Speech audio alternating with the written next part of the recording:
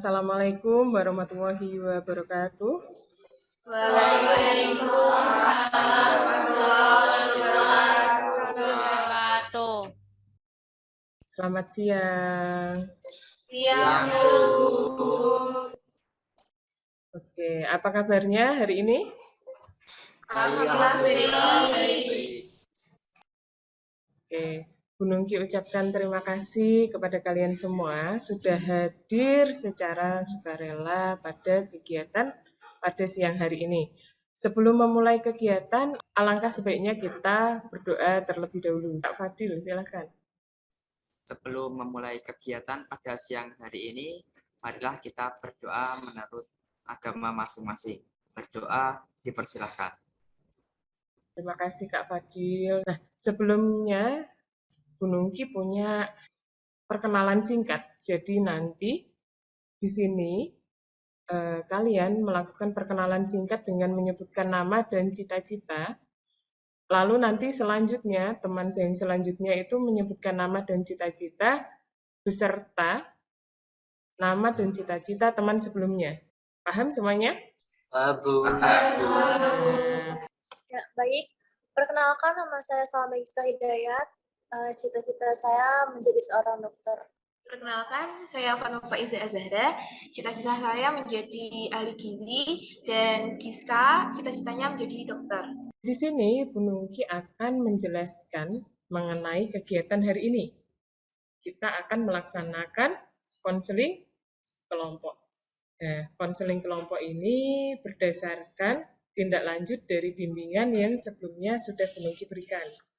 Tujuannya itu untuk membicarakan masalah yang dialami oleh anggota kelompok agar bisa dicari solusinya bersama-sama. Bisa dimengerti sampai di sini?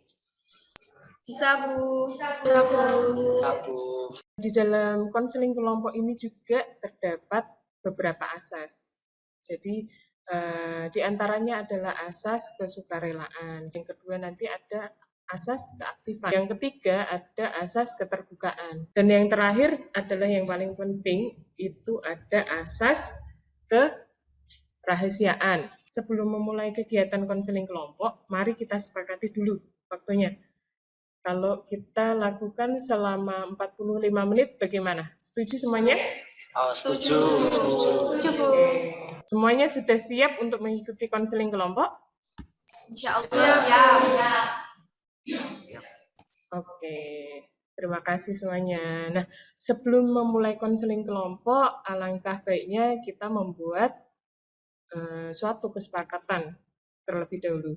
Seperti yang belum disampaikan tadi, pembicaraan dalam kelompok ini bersifat rahasia. Jadi hanya boleh diketahui oleh anggota kelompok yang ada di sini. Jadi selama proses konseling berlangsung juga, anggota kelompok tidak diperkenankan untuk meninggalkan kelompok. Terus dalam proses konseling juga diharapkan kita, anggota kelompok itu saling menghargai dan menghormati satu sama lainnya. Jadi khususnya nanti ketika ada anggota kelompok lainnya berbicara dan yang lain itu secara aktif mendengarkan dan memberikan tanggapan dengan penuh perhatian. Apakah semuanya sepakat? Sepakat. Ya, sepakat. Saya sepakat. Sebelum kita masuk ke tahap pengungkapan masalah, tahap inti, marilah kita bersama-sama untuk membacakan ikrar. Ikrar konseling kelompok.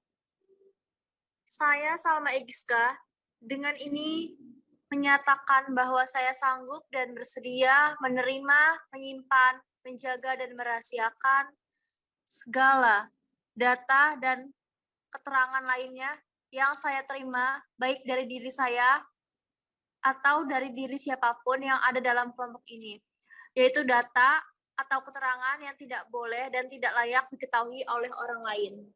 Sebelum kita masuk ke tahap selanjutnya, Bu Nungki ajak kalian untuk bersama-sama bernyanyi. Oke? Saya datang ke sini bukan karena paksaan, Hei kawan-kawan semua, terbuka buatmu lega. Hei kawan-kawan semua, tidak perlu khawatir. Jika itu rahasia, kami menjaga. Jika itu rahasia, kami menjaga. Semuanya bisa mengikuti Bu Nunggi? Bisa, Bu. Bisa, Bu. Bisa, Bu. Oke, kita nyanyikan bersama-sama ya. Oke, kita mulai ya. 1, 2, 3. Saya datang ke sini bukan karena pasangan. Hei kawan-kawan semua, terbuka buat bergerak. Hei Hei kawan-kawan semua, tidak perlu khawatir. Jika itu rahasia, kami menjaga. Jika itu rahasia, kami menjaga. Oke, yeay. Terima kasih semuanya. Seru. Gimana? Sudah fresh lagi? Sudah semangat lagi ya? Sudah, Bu. Sudah relaks, fresh. Oke, terima kasih. Nah, sekarang kita masuk ke tahap mengungkapkan masalah. Nah, di sini nanti kalian satu persatu menyampaikan permasalahan yang sedang kalian rasakan saat ini. Dari siapa dulu ini? Ya, baik. Di sini saya akan menceritakan kisah nyata dari hidup saya itu kalau belajar itu sesuai mood ya. Jadi setiap saya pulang sekolah itu seringkali kita menemui pelajaran yang susah kan. Terutama dengan guru mapel yang benar-benar menjelaskannya juga sangat sulit dimengerti. Terkadang kita juga sering banget mengalami persoalan yang banyak terkait dengan malas belajar atau mood yang sering-sering tidak teratur. Dikarenakan itu, saya sering sekali mengalami penurunan nilai di mata tertentu. Sebagai anak muda juga kita sering sekali scroll TikTok dan membuang-buang waktu hanya untuk hal yang tidak penting. Seperti kita sering sekali nggak mau belajar dikarenakan memang situasi yang tidak enak dan juga kita mengalami kelelahan pada jam istirahat kita. Karena di sekolah karena di sekolah itu waktu sangat susah untuk dibuat istirahat juga. Maka dari itu saya menyampaikan di sini saya itu sering sekali tidak mood untuk belajar dikarenakan rasa malas juga ada. Ya, terima kasih. Oke, terima kasih Kak Giska. Berarti Kak Giska ini itu ya, tadi ya, belajarnya sesuai mood. Jadi kalau moodnya nggak baik, nggak belajar gitu ya Kak? Iya, Bu. Kita sepakati dulu untuk hari ini, kita membahas permasalahannya siapa dulu? Ya sesuai mood aja. Ya, menurut saya yang sesuai mood aja, Bu, nggak apa-apa. Kak Giska, ada di skala berapa Kak Giska belajar itu karena mood? 1 itu untuk yang sangat malas, dan 10 itu sangat tinggi motivasinya. Kak Giska ada di posisi berapa saat ini? Saat permasalahan ini. Kalau saat ini itu rentang kemalasannya masih 4 ya dari 10. Kak Giska disampaikan ini harapannya apa? Kalau harapan saya dari saya mengikuti konseling ini, saya bisa bertambah bertambah dewasa sih. Maksudnya kayak dalam mengatur pembelajaran, mood dan yang lain-lain gitu. Terus juga bisa mencapai cita-cita yang saya impikan gitu harapannya. Dan juga terkait sosmed itu bisa menyeimbangkan dari scroll TikTok itu. Intinya bisa membawa perubahan gitu. Ya, gitu Bu Nungki. Giska, izin menyarankan. Tadi kan kamu pengen moodnya itu stabil belajar. Nah, saran saya ini mungkin kamu bisa bagi waktu kamu jam segini buat hiburan. Nanti setelah ini jam berapa sampai jam berapa itu buat kegiatan pembelajaran atau kegiatan yang lebih bermanfaat. Jadi itu jam segini harus punya niat memang buat hiburan, dan jam segini itu buat belajar. Jadinya itu kayak bagi waktu gitu loh. Jadinya nanti kamu itu ada nggak terkena tekanan terus, jadinya moodnya stabil gitu. Ya, Kak Fadil, terima kasih atas sarannya. Oke, itu harapan dari Kak Giska tadi ya. Semakin bertambah dewasa dan bisa menyeimbangkan mood. Jadi bermain sosmednya bisa lebih bijak lagi gitu ya Kak. Tadi saran dari Kak Fadil juga luar biasa, bagus sekali. Harus bisa membagi waktu antara hiburan dan belajar. Gitu. Seandainya kalian itu bermimpi, dan di dalam mimpi itu kalian menemukan sebuah buku ajaib, ya, sebuah buku ajaib. Nah, sebuah buku ajaib itu dapat mengabulkan keinginan kalian untuk mengatasi permasalahan yang kalian alami saat ini. Nah, kira-kira apa yang Kak Giska tuliskan dalam buku itu? Ya, kalau misalkan saya menemukan buku itu, ya saya ingin menuliskan permintaan saya itu mood saya teratur, terus stabil juga ya. Maksudnya nggak, moodnya itu ketika diatur nggak turun lagi gitu. Ya, gitu. Untuk membuat mood stabil itu Kak Giska harus melakukan apa? Coba. Kalau Giska, kalau misalkan moodnya stabil itu tuh harus kadang nyari tempat yang ini, apa ya, kayak semacam aman, tentram, dan vibes-nya itu kayak semacam alam gitu. Jadi, tapi di situ vibes itu nggak menuju ke arah yang rame ya, tapi di mana vibes itu damai, terus juga sejuk, dan nggak bising suara. Jadi kita benar-benar bisa belajar tanpa harus ada gangguan orang-orang gitu ya di sekitarnya. Gitu kalau Giska pribadi. Ya. Tapi sebentar. Tapi di Jepara kayaknya menemukan tempat seperti sepi terus alam asli sejuk itu sulit menurut saya. Sulit. Kalau alam pun ramai sekarang, dijadikan apa namanya air terjun atau apa gitu, pariwisata lah. Sekalipun ada juga jauh gak sih? Kayak jaraknya jauh dari kota gitu. Ada, itu di pantai. Yang itu loh, Badengan situ. Pantai kan rame. Enggak, cari yang sepi ada. Wah, kasihnya itu tak tanya ke saya. Nanti tak kasih tahu. Siap. Tadi masukan dari teman-teman seperti tempat-tempat tadi, terus dari Kak Irfan hilangkan dulu yang mengganggu, seperti uninstall TikTok gitu ya. Nah, kalau itu sepertinya Kak Giska bisa nggak ya itu ya? Ayo bisa. Ayo bisa yuk.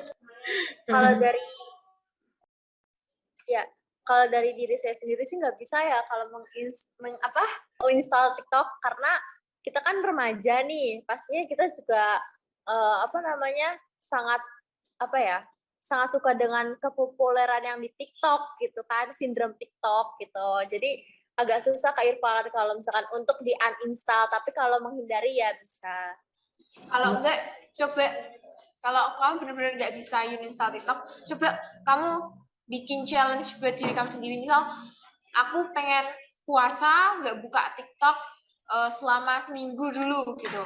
Kalau misal kamu bikin mindset, aku harus bisa ngelakuin challenge ini gitu.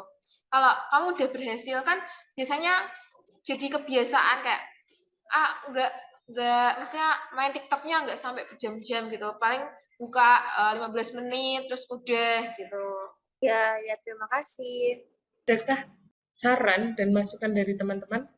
Saya mau ngasih saran, sebenarnya sarannya udah tadi saya omongkan, tapi yang utama kalian harus semangat.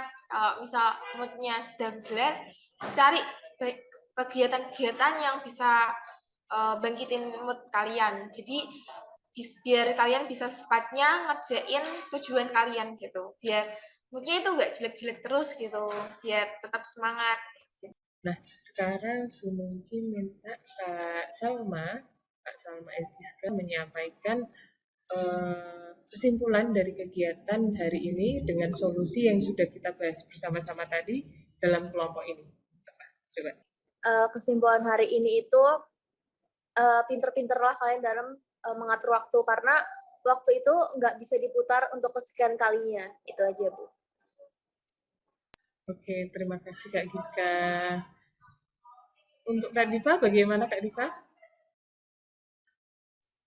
Jadi kesimpulannya, kita juga harus memanage waktu kita, terus juga harus ada niat, dan niat itu sedikit dipaksakan supaya juga harus ada usaha untuk mengimbangi niat itu ya agar tercapai semua yang diimpikan. Oke, terima kasih Kak Diva. Oke, sekarang Bu Nungki mau tanya, bagaimana kesan-kesan kalian setelah mengikuti konseling kelompok ini? Bagaimana? Kalau dari saya tuh, saya terkesan kayak seru aja gitu. Kita bisa berbagi cerita sama teman-teman ngasih saran, ngasih kritikan, dan kita pun juga mendapat keuntungan gitu loh, Bu. Terus kita juga bisa merasa kita harus lebih baik dari hari ini, lebih baik dari sebelum-sebelumnya. Gitu. Oke, Kak Giska, silakan. Kesannya buat teman-teman itu terima kasih karena saran kalian itu sangat membantu kan. Terima kasih juga sudah sangat apresiasi ya dengan hari ini. Dan sekarang saya udah semangat untuk belajar. Ya, terima kasih.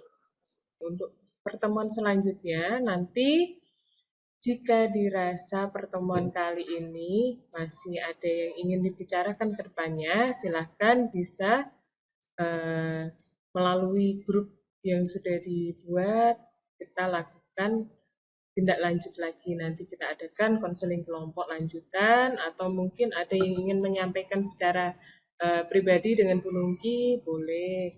Nanti kita lakukan konseling individu gitu ya.